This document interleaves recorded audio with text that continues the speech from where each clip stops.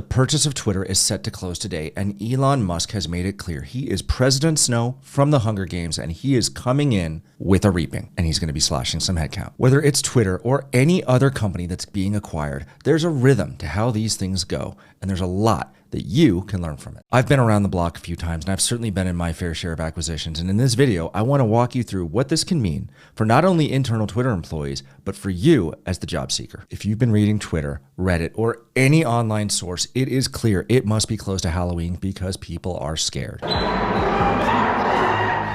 With the Twitter acquisition set to close, there has been a lot of panic about what this means for the company, the service, and the employees. Anytime, and I mean anytime, that there's an acquisition, the new owner is going to be making some changes. Sadly, that is the grim reality. As a former senior executive from Microsoft, Amazon, Oracle, and a handful of startups, I've been on the buy side and the sell side of a few transactions.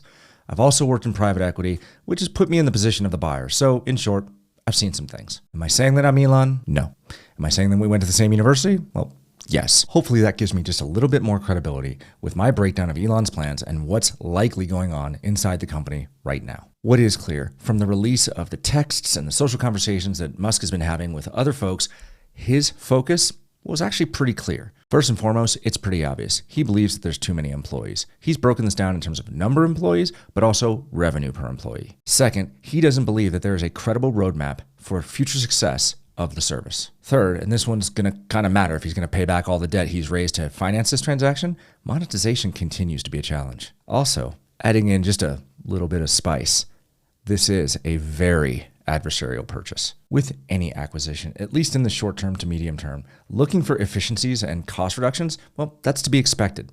And this can be due to inefficient use of capital on the part of the seller, or the buyer has an overlap with their existing employee base and they're looking to reduce headcount. What this means in any diligence process is the potential buyer is basically sniffing around and looking in the data that's been provided in the data room, which is kind of set up as part of a transaction process, which is a bunch of materials put into an electronic space that can be examined by anybody, as well as interviewing current employees. Pre-transaction, what this means is they're really only talking to the highest level employees, the directors and officers of the business, and those key critical employees that someone would want to talk to really understand what's going on in the business. They don't want news to get out before it has to, so it makes having those conversations a little bit difficult when the transaction is being discussed. Net, what they are trying to understand is, how is the business operating? What are they doing? And how are they spending money? Once the transaction is done, though, there's a team that's put together in a not at all dystopianly named post-merger integrations and redundancies team, or something along those lines. This team will really start to dig into, in this case, the code base, but also talking to as many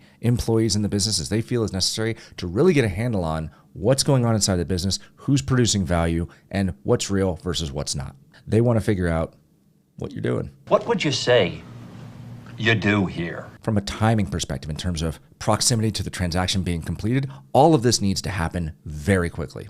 Why? Good question. Finding redundancies is all about reducing costs. And well, cost impacts profitability, and profitability is a fiduciary responsibility of the corporate officers. Say what you will about capitalism, but cash makes everything a lot easier. It should be noted that it's not just Elon who's been poking at this thing and trying to figure out what's going on. In the materials that were released as part of the trial that was going on, noted angel investor and David Sachs agitator Jason Calacanis raised the issue of total number of employees, as well as a lack of a roadmap being a very clear problem at the business. From my experience, having done this, worked in private equity and been in acquisitions, I'm going to pull back the curtain just a little bit, and I'm going to guarantee you two things. First, absolutely guaranteed, there is some number of current Elon employees, whatever company they're with, sniffing around this business, talking to the engineers to figure out who's worth what. This means he's bringing in the engineers that he trusts, who can execute, to basically evaluate who's the talent, what's the roadmap, who's worth keeping, and what are they worth. Additionally, Elon likely has some very senior folks, a David Sachs or Jason Calacanis type, or someone who's currently a C-level executive. He's got people in his orbit that he can trust, that he's got trusting relationships with, that he's sent into the company to figure out, hey, what do you think's going on here? What would you do with it? How would you approach this problem? That is certainly one of the advantages that Elon has here. It's not just a big pile of money that he's bringing to the table. He's got a pretty impressive network of people that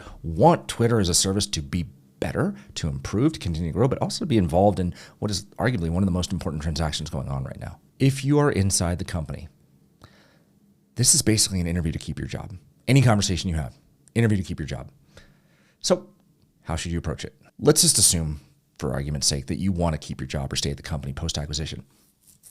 The most important thing that you have to do is be open, honest, and direct with all of your answers. You 100% do not want to be perceived as evasive, negative, or somehow an obstruction to getting this done or being part of the solution going forward. You have to keep in mind that anybody from outside the business that is speaking to you is looking for a reason to keep you or not. Since I focus so much on leadership principles in all of the videos that I put on this channel, what should you as an internal employee be thinking about in terms of what you put on display? If you are an engineer, you're going to want to focus on invent and simplify and deliver results. Your highest value is your ability to deliver new and novel products that drive value for the company. If you are a product manager, you are going to want to show customer obsession, ownership, and delivers results. If you can't speak to the needs of your customers, hell, if you can't even define who your customer is with a high fidelity, then why are you here? You want to make sure that you can demonstrate that not only can you own the wins, you can own the losses. You have to be a leader here. If you're in sales, marketing, business development, you are definitely going to want to show customer obsession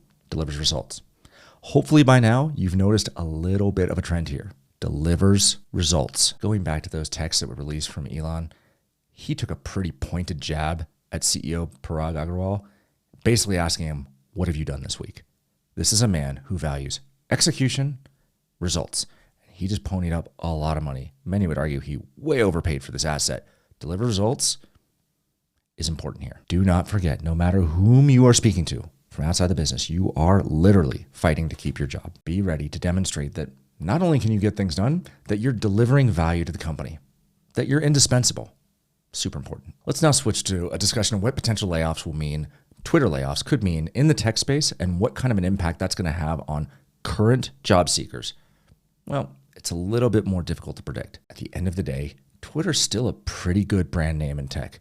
It commands attention on a resume, intro email, and on a LinkedIn profile. Right or wrong, it's assumed that if you worked at Twitter, you're talented. As a current job seeker in a world where even 1,000 Twitter employees get cut loose, that's a lot of heads now looking for jobs. Worse, the environment has definitely changed. We live in a different world than we did just 30 seconds ago. We already know that many tech firms have reduced their hiring rate, and in some cases, they're starting to lay people off. A rational actor would certainly follow this logic through to its logical conclusion and assume that smaller firms, lesser firms, are following suit. They will reduce headcount by larger percentages than what Twitter's going to do. I will say that if Elon goes through with cutting the full 75%, as some people have claimed, well, that is a lot of heads and unlikely to be followed suit by other firms, but I don't think he's going to go through with that big a cut. Regardless of the number that he actually cuts, combined with the already announced reductions that are going on in top firms, if you add in this new Twitter headcount being released and let go, it's going to mean a downward pressure on current job seekers, on the likelihood that you're going to get an offer, an interview, or perhaps even a call back. If you haven't been let go yet, if you haven't been impacted by a reduction, but you're currently looping, you have an ace in the hole. You have not yet been let go. What this means is when you think about all of the stories that you're going to use in whatever interview you have, you're going to want to focus on highlighting your performance levels. Were you a standout player, top performer, and can you prove it? Do not kid yourself. Twitter will not be the last company to lay people off in the coming months. Things are definitely starting to tighten up. The influx of talent from companies with brand names, Amazon, Twitter, Microsoft, Google, Meta, on their resume, is going to make everything harder for everyone. If I have one piece of advice to anyone who's currently potentially impacted by this, start collecting your wins on paper now. Get whatever emails you need from previous bosses, print out your performance reviews so that you have them, that you can leverage them, because if you get let go, you're cut off from your systems. You don't have access to this stuff anymore. Your ability to stand out in an interview is, a lot of it has to do with how well you tell your stories. And that's going to be focused on the leadership principles you're demonstrating, utilizing data, and being able to present in a way that you stand out. And you can only do this when the information is fresh in your mind and you've pulled from all your sources. Gather your information now. Do it discreetly, but gather your information. Make sure you have it, because more layoffs are coming. Of that, I promise you.